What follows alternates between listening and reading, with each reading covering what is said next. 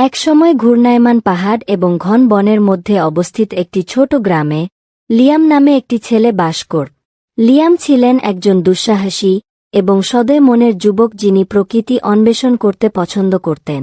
তার সবচেয়ে ভালো বন্ধু ছিল টুবি নামের এক বুদ্ধিমান বুড়ো কাছিম।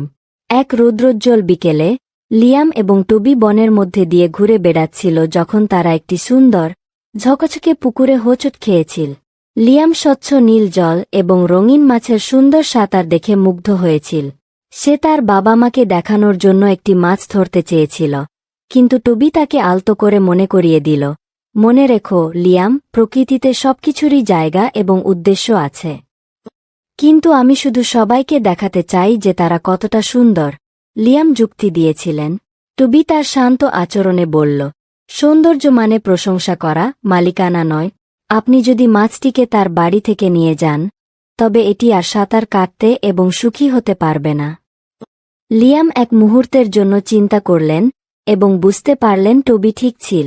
তিনি পুকুরের ধারে বসে মাছগুলোকে সাঁতার কাটতে দেখেছিলেন এবং তাদের ধরার চেষ্টা না করেই তাদের সৌন্দর্যের প্রশংসা করেছিলেন। যখন তারা তাদের হাঁটা চালিয়ে যাচ্ছিল, লিয়াম একটি চকচকে নুডি খুঁজে পেয়েছিলেন এবং তাদের সাহসিক কাজ করার জন্য এটিকে বাড়িতে নিয়ে যাওয়ার সিদ্ধান্ত নিয়েছিলেন। সেই দিন পরে লিয়াম দেখেন একদল শিশু একটি প্রজাপতির পিছনে ধাওয়া করছে, এটি ধরার চেষ্টা করছে।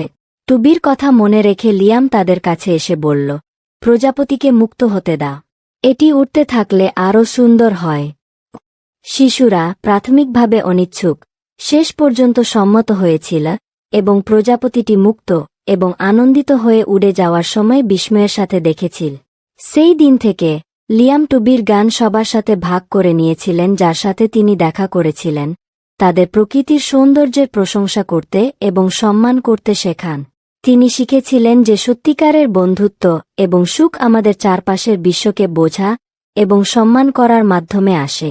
এবং তাই লিয়াম এবং টুবি তাদের দুঃসাহসিক কাজ চালিয়ে যান।